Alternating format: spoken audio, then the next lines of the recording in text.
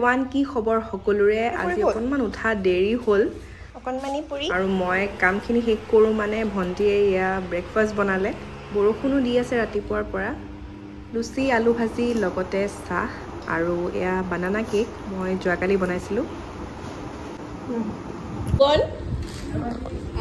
মোৰ এই কিচেন স্পেসটো দেখি বহুতে ভাবে যে এটা আমাৰ পার্মানেন্ট কিচেন হয় কিন্তু এটো একচুয়ালি এটা মই সেটআপ বনাইহে লৈছো কুকিং ভিডিওজৰ কাৰণে ইনষ্টাগ্ৰামত মই বেছিকে ভিডিওজ দিও আৰু তাতে যদি মোক ফলো কৰে দেখিছে চাগে ব্ৰ্যান্ড ভিডিওজ থাকে এড শুট থাকে কেতিয়াবা কৰিব কাৰণে আৰু বহুতো ব্ৰ্যান্ডছৰ ডিমান্ড থাকে যে ব্যাকড্ৰপটো এনেকা হোৱাইট হ'ব লাগে ক্লিন হ'ব লাগে আৰু আমাৰ ভিতৰৰ যোনটো মেইন কিচেন হেতু প্ৰায় খেলিমেলি হৈ থাকে কাৰণ মায়ে বনাই থাকে ভন্টিয়ে বনাই থাকে আৰু মানে তাত অলপ অসুবিধা হয় শুট কৰিবৰ কাৰণে আৰু টাইমও বহুত লাগে এটা ভিডিও কৰোতে প্ৰায় কেতিয়াবা গোটেই দিনটোৱে সময় গুচি যায় সো সেই কাৰণে মই এখিনি মানে টেম্পৰেৰী সেটআপ বনাই লৈছো এখন আপোনালোকে ভিডিওত দেখি থাকে মই এখিনি বনাই লৈছো আৰু এতে নেচাৰেল লাইটটো পৰি থাকে কাৰণে ভিডিওজ বিলাক তেতিয়া কৰিবলৈ ভাল হয় ক্লিয়াৰ হয় আৰু ইফালে এজোপা মধুৰি গছ আমাৰ মধুৰি লাগিছে আৰু আজি সানডে স্পেশাল লাঞ্চত বনাম চিকেন কোৰমাৰ লগত পৰাঠা ভাল লাগে কিন্তু আমিতো আৰু ভাত খোৱা মানুহ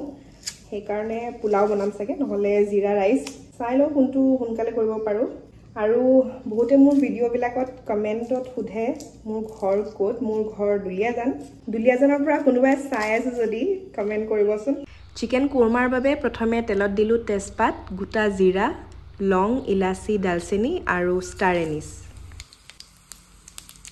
তাৰ পিছতে মাংসখিনি দি অকনমান ভাজি ললো নহৰু আদা আৰু জলকীয়া খুন্দি ললো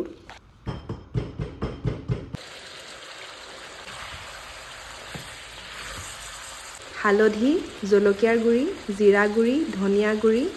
নিমখ আৰু এয়া দিছো ৰুখি লোৱা নাৰিকল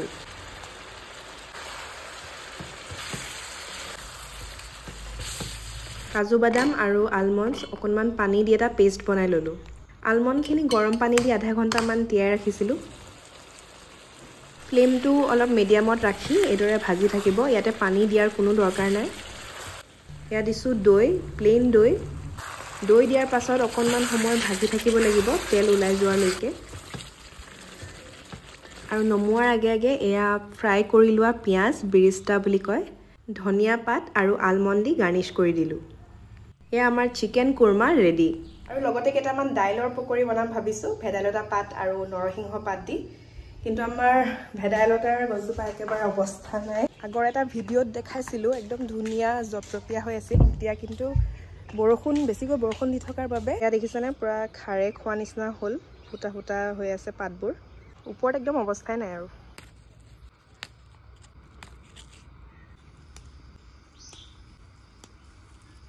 মগু আৰু মসুৰ দাইল দুইবিধ লৈছো আৰু 1 ঘণ্টাৰ বাবে দাইলখিনি তিয়াই ৰাখিলো নহৰু আদা জলকীয়া ভেদাইলতাৰ পাত আৰু নৰসিংহৰ পাত দি দাইলখিনি পিছি ললো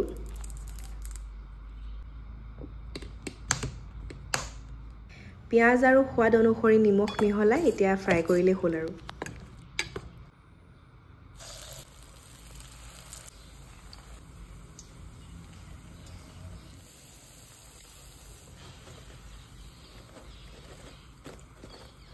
ইয়া দাইলৰ বৰ বা পকৰি হৈ গৈছে পোলাও বনাম বুলি ভাবিছিলো কিন্তু সময় কম থকাৰ বাবে জিৰা ৰাইস বনালো আৰু তেলৰ পাকত এয়া তেজপাত আৰু জিৰা কেইটামান ফুটাই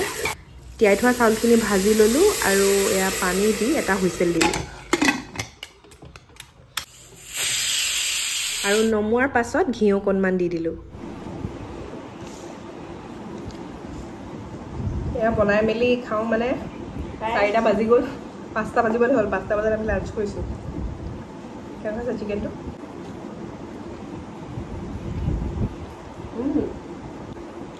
মজা আছে পকৰিও লগে যদি আছে